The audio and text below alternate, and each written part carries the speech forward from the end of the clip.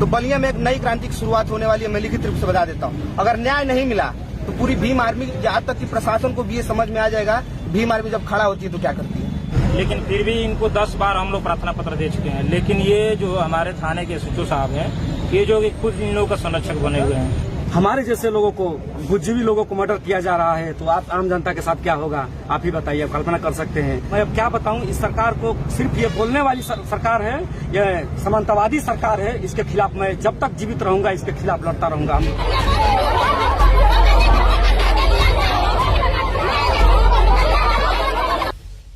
UP के कौशाम्बी में हुए दलितों के तिहरी हत्याकांड के बाद अब बलिया से एक बड़ा मामला सामने आ रहा है, जहां पर 2 दलित युवाओं को बेखौफ दिन दहाड़े चाकुओं से गोद दिया गया, जिसमें एक युवक की मौत हो गई और दूसरे की हालत काफी गंभीर है।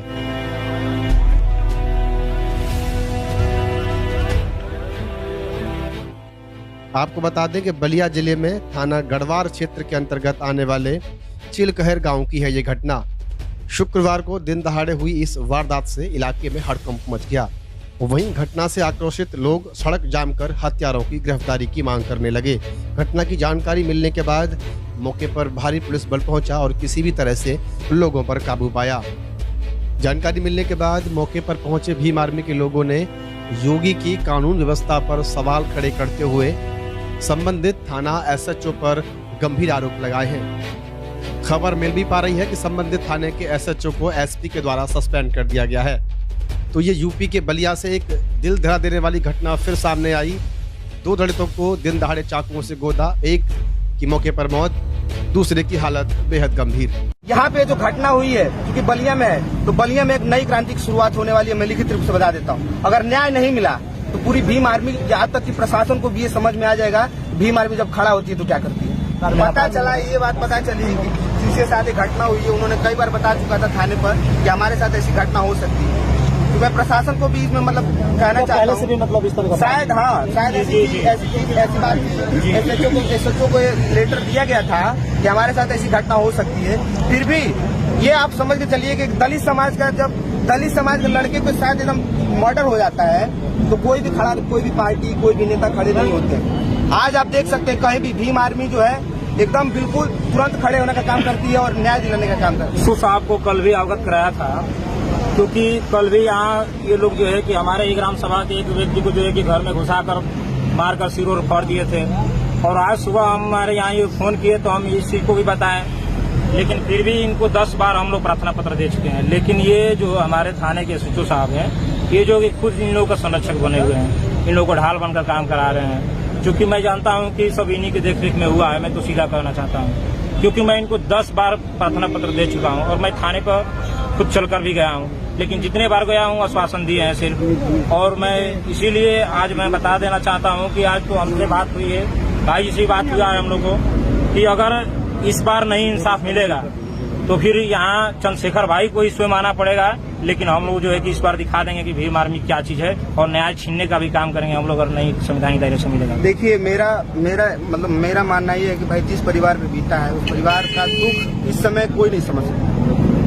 मैंने सुना कि उनके छोटे छोटे बच्चे हैं। अब उन छोटे बच्चों का रखवाला कौन है? पिता का जब साया उड़ जाता है तो एक बच्चा, मतलब समझिए कि सब कुछ उड़ जाता है। तो उस परिवार का दुख हम लोग सभी मिलकर बांटेंगे और जो भी न्याय मिला, जो न्याय संगत है उसे हम दिलवाने का काम करेंगे। प्रशासन से भी अपील है, क्योंकि प्रशासन इस बात को नहीं सुनती है तो हम लोग उनको सुनवाएंगे अच्छे से।